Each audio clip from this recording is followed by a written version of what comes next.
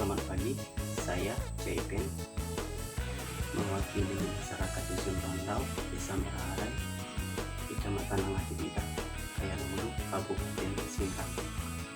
Semoga dengan video ini pemerintah memperhatikan pembangunan di desa kami pada khususnya, dan juga semoga video ini dilihat oleh pemerintah atau instansi-instansi yang terkait. Terima kasih. Bujang kami, bujang kayat, bujang bojalak, golarkan tuha, luntak lantuk, kulak kulu, kentumas baka, monang degaya.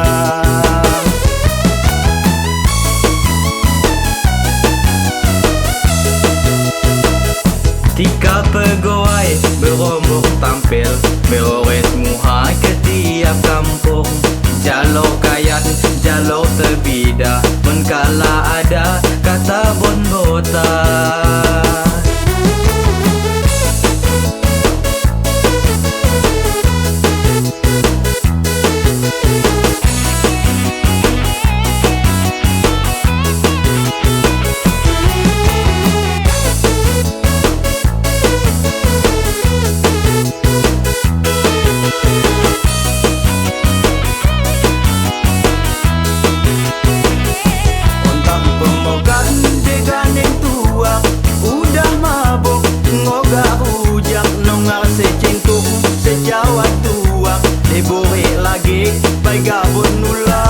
Bujang kami, bujang kayat, bujang anal, gohet bojalan, jalur terbida ke jalur kayat, kara ke tampil, nopak jerahat. Atau menoreh sari? Sekolah, pernah sekolah biar pintar. Susah kami cari uang untuk makan, untuk ongkos anak sekolah.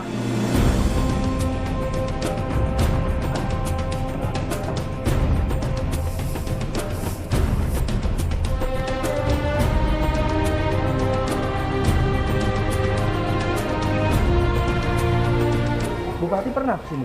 Karena yang waktu Pak Milton mencalonkan diri waktu yang kedua kalinya, kami paling mengharapkan setelah dia jadi bupati langsung di tangan ini. Kenyataannya? Kenyataan tidak ada.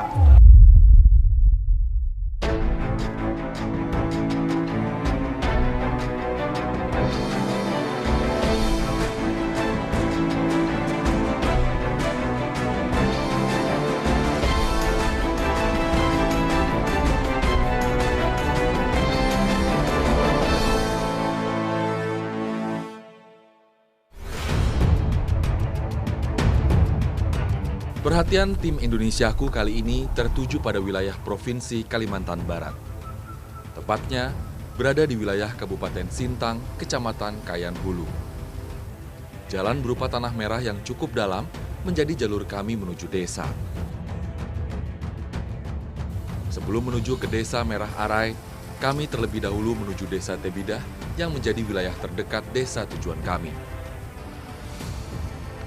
Desa Tebidah berjarak lebih kurang 138 km ke arah timur dari pusat kota Kabupaten Sintang.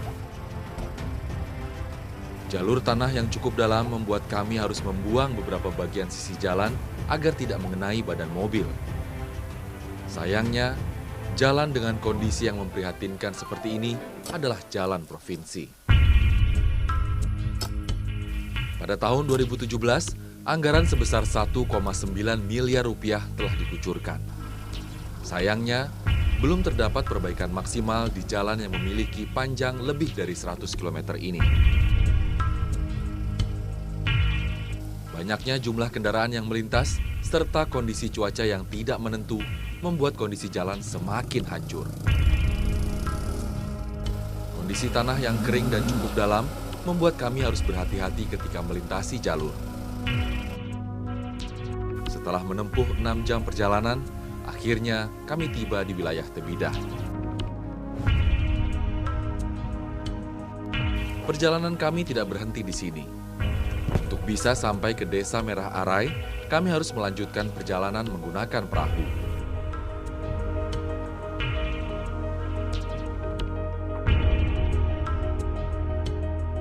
pembangunan infrastruktur menjadi prioritas pembangunan pemerintah daerah Kabupaten Sintang pada tahun 2018. Hal ini dirasa penting karena pemerataan pembangunan diharapkan mampu mengurangi ketimpangan daerah dan mewujudkan keadilan sosial. Namun kabarnya hingga saat ini masih ada wilayah di wilayah ini yang masih belum merasakan apa itu arti pembangunan. Selengkapnya di Indonesiaku.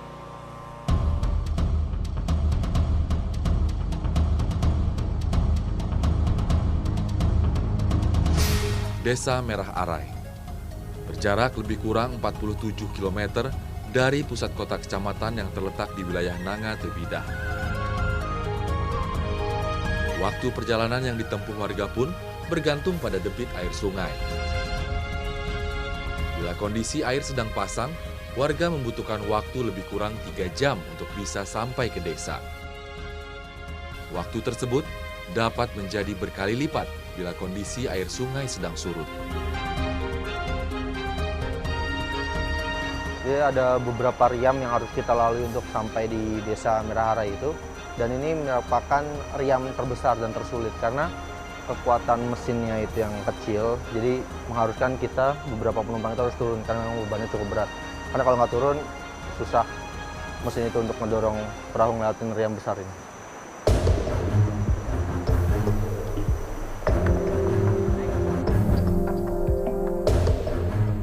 Setelah perahu berhasil melalui riam, kami pun melanjutkan perjalanan. Sudah lebih dari 73 tahun Indonesia merdeka, ternyata masih saja ada warga yang belum menikmati pembangunan secara maksimal. Setelah menempuh perjalanan perahu selama 3 jam, akhirnya kami pun tiba. Desa Merah Arai merupakan hasil pemekaran dari Desa Nanga Masau pada tahun 2009. Ada sekitar 296 kepala keluarga yang tinggal di desa ini. Pemerintah Kabupaten Sintang telah menempatkan perkebunan sebagai prioritas utama. Tercatat, luas perkebunan karet Kabupaten Sintang pada tahun 2015 mencapai 96.000 hektar. Dari luas tersebut, Kabupaten Sintang mampu memproduksi tanaman karet mencapai 43.000 ton pada tahun 2015. Menyadap karet menjadi kegiatan utama masyarakat Desa Merah Arai. Nyatanya, tak hanya orang dewasa. Anak-anak usia sekolah terlihat sangat pandai menyadap pohon karet. Salah satunya adalah Selo. Bocah yang duduk di kelas 5 sekolah dasar ini telah pandai menyadap karet sejak usia 3 tahun. Dengan lincah dan teliti, Selo melukai pohon karet, membuat jalur getah yang mengalir menjadi tetesan rupiah yang ia harapkan. Kegiatan menyadap karet setiap hari ia lakukan setelah pulang dari sekolah. Tak ada rasa lelah yang terpancar dari raut muka polosnya. Hanya tatapan dan semangat penuh harap mendapatkan getah karet agar dapat membantu perekonomian keluarganya. Kalau Selo sendiri nih, lebih suka sekolah atau menoreh karet? Sekolah dengan menoreh. Suka dua-duanya? Lebih sedap mana, sekolah apa menoreh karet? Sekolah. Lebih sekolah. Kenapa? Karena sekolah biar pintar. Sekolah biar pintar ya. Lalu ini menoreh ini untuk apa? Untuk jajan di sekolah. Untuk jajan di sekolah. Ada beberapa hal yang dapat menentukan tanaman karet memproduksi lateks. Selain keadaan tanah dan pertumbuhan tanaman, teknik penyadapan juga berpengaruh pada produksi tanaman karet. Cuaca menjadi salah satu kendala yang membuat para petani gagal untuk mendapatkan rupiah. Pasalnya, air hujan yang memenuhi penampungan getah karet akan membuatnya perlahan menghilang dan terganti oleh air hujan.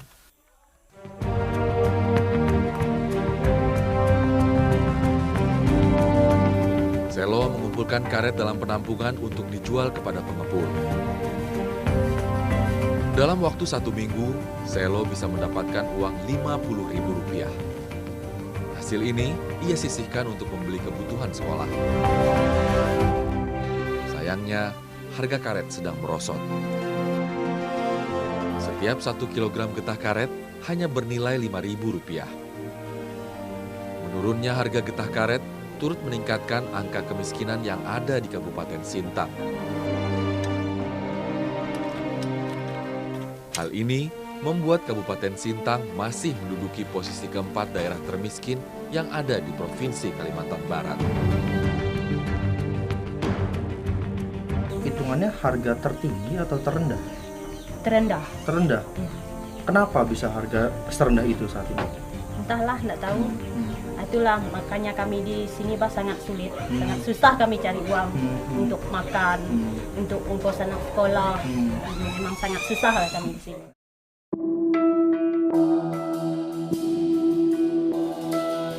Malam hari menjadi waktu Selo untuk mengerjakan pekerjaan rumah. Tak ada aliran listrik, hanya ada pelita yang menjadi sumber cahaya bagi Selo. Listrik memang belum bisa dinikmati oleh seluruh warga. Sebenarnya sudah ada bantuan berupa panel surya. Namun, kondisi cuaca yang tidak menentu membuat panel surya tidak dapat berfungsi maksimal. Ya, membaca dengan kondisi cahaya minim seperti ini memang cepat membuat mata lelah. Belum lagi asap-asap yang keluar dari pelita ini membuat nafas sesak. Saya nggak bisa ngebayangin gimana cara mereka untuk memahami pelajaran-pelajaran ini dengan kondisi minim seperti ini.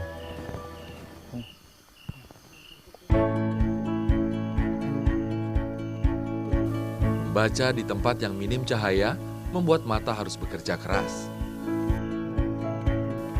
Sumber cahaya yang hanya berasal dari pelita membuat seluruh keluarga berkumpul di ruang berukuran 3 x 3 meter ini. Tak jarang, Selo harus berbagi cahaya dengan sang adik yang duduk di kelas 2 sekolah dasar. Sebenarnya ada beberapa pelita di rumah ini. Namun, mahalnya harga minyak tanah membuat keluarga Selo harus berhemat. Uang Rp20.000 lebih baik digunakan untuk kebutuhan sehari-hari daripada untuk membeli 1 liter minyak tanah. Kalau untuk 1 liter ini biasanya untuk berapa malam pelitanya? Kalau full dari sore itu sampai pagi, 1 liter tuh paling 3 malam. 3 malam aja? Oh, lumayan mahal. Merasa berat nggak Bu dengan itu? Merasa berat lah. Karena minyaknya mahal.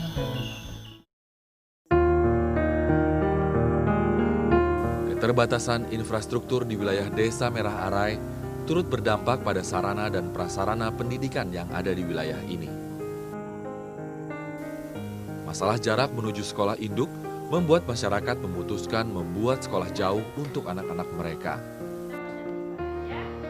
2 kelas yang dibangun secara swadaya oleh masyarakat inilah yang menjadi tempat anak-anak Dusun Pintas mengenyam pendidikan.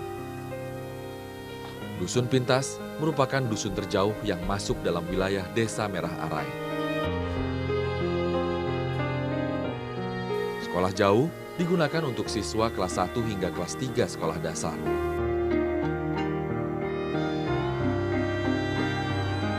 Adik-adik ini mau kemana? Mau berangkat sekolah. Berangkat sekolah? Bukannya itu sekolahnya? Bukan, itu kelas 1 sampai kelas 3. Kalian? Itu kelas 5.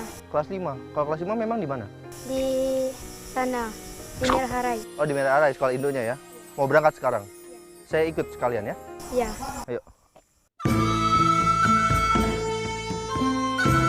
Keputusan warga untuk membuat sekolah jauh memang cukup beralasan. Pasalnya, untuk menuju ke sekolah induk yang berada di pusat desa, mereka harus menempuh perjalanan lebih dari 1 jam.